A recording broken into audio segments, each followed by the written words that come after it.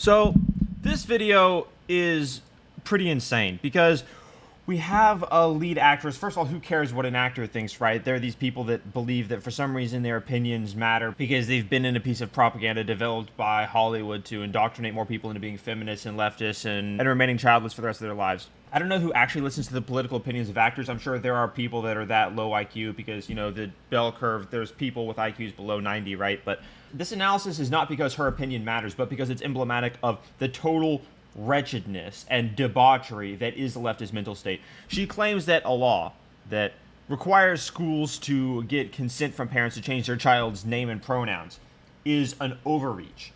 I'll say that again, just so you guys realize how absurd that is. This degenerate woman, who is not hotter than a 6, and whose face is only recognized because she was a part of feminist propaganda developed by a multi-billion-dollar company as it was losing billions of dollars due to this property. By the way, just like the lawyer she portrayed at that law firm that she worked at in the show, she was a net loss. That show lost Disney hundreds of millions of dollars. So really this woman and the writers of that show and the people making the decisions owe Disney hundreds of millions of dollars, but let's face it, they deliberately chose to do that so that they could push propaganda. She thinks it is a parental overreach for schools to, by law, require a parent consent form to change their child's pronouns. First of all, the law should just make it completely illegal because you can't legally lie on official documents. It'd be like saying on an official document, I am 45 years old when I'm actually 23. You shouldn't be able to put false information, and the school should not be able to teach or propagate that false information to a child. But what's crazy is this law was a reaction to the left's overreach, indoctrinating kids to go home and say,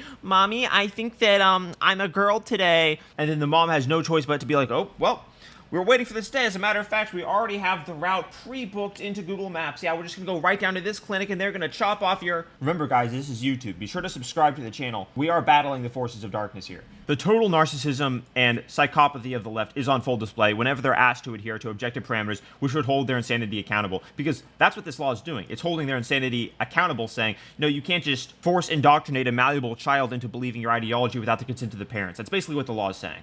Leftists can't stand that framing because they can't stand objectivism.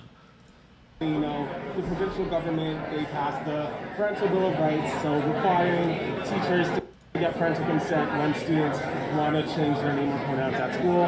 What's your thought on it? Oh, it's so cringe. Why? First of all, again, why... How is anybody dull enough to actually be influenced by whatever this woman has to say? But just look at the delusion manifesting itself. We passed the Parental Bill of Rights, so requiring teachers to get parental consent when students want to change their name or No, the teacher shouldn't get parental consent. pronouns at school. What's your thought on that? I believe that it's outside of it should not be the control of the parents whether a child, how a child identifies, how a child knows themselves to be.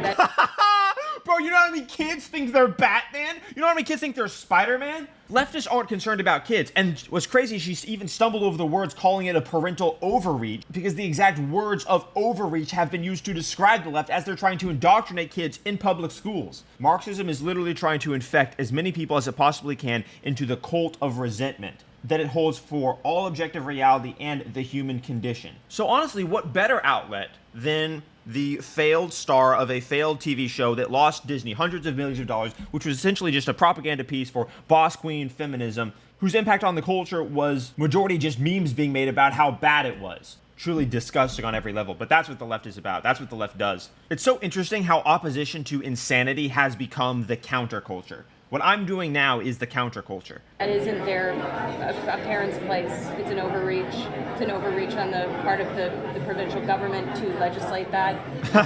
It's an overreach, overreach, overreach. Meanwhile, you have school boards literally disbanding their meetings because parents are reading aloud the filth that is allowed to go into the libraries as a result of these radical left-wing Marxist orgs. Yeah, speaking of overreach, how about a school overtly promoting a political ideology to begin with? That's an overreach. But no, that's compassionate because remember, according to the psychopathy of the left, you're not a good person unless you're part of the club. So you see this all the time. I talk with people in California who are my age about this, where they're like, yeah, it's weird. People just walk up to me and assume that I'm automatically pro-Biden. And it's super weird. It's because they expect that if you are a good person, you're a part of their cult. If you're a good person, you're a part of the inverted intersectionalist identity hierarchy that says, depending on your identity, your virtue is determined. If you can pretend as though you're oppressed, you're a good person. This is all in alignment with the opposition to reality that these people hold. It's absurd. Children. Bro, it's actually mind-blowing to see these just conceited, insane people using words like absurd to describe the opposition to their absurdity. What they're doing is the definition of absurd. In fact, it goes past absurd to the point where we need new words to define it.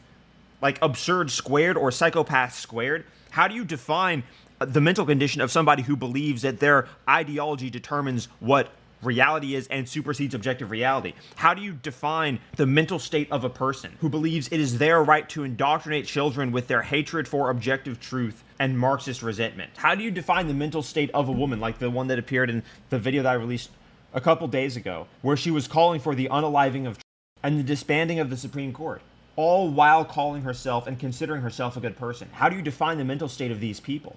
We have to break this fever dream of Marxist resentment with accountability, and we must be fierce as we do it. Have rights. Children are human beings who have knowledge and children are human beings, but they can't make their own decisions to the point where we have to go to the schools and get drag queens to perform in front of them so that Elon Musk retweets those videos and gets hundreds of millions of views mocking us. Children can make up their own minds, but also we have to indoctrinate them by having books in their library that have such filth you can't even have them on YouTube, because to read the words would violate terms of service. No, but fourth graders can read that stuff. No, it's fine. We're dealing with evil people. Sick, evil humans. and who know themselves, and we should be taking cues. 5-year-olds know themselves. I mean, just on the level of objective science, that is measurably untrue. If you study psychology at all, the conceptualization of self doesn't even fully begin to crystallize until you're 7 years old. So she's quite literally objectively wrong when she says that. Like, she's just incorrect. It's the same as saying 1 + 1 = 10. It's just wrong. From them.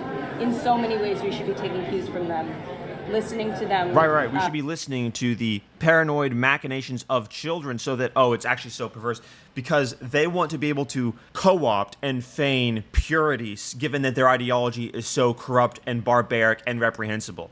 That's another reason why they're targeting children, and that just came to me. That's really interesting. Empowering them to know who they are. Right, empowering children so that they can dress up as a girl when they're not a girl. We're dealing with sick people, sick, evil people. To name that. It's their right.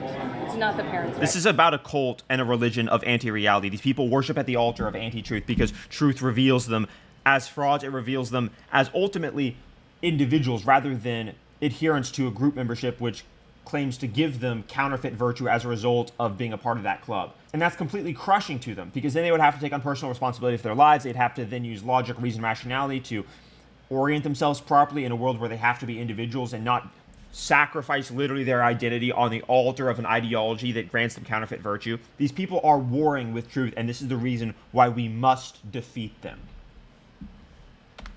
Be sure to subscribe to the channel, guys. I would say we're doing God's work, but if you've made it to this far into the video, you already know that.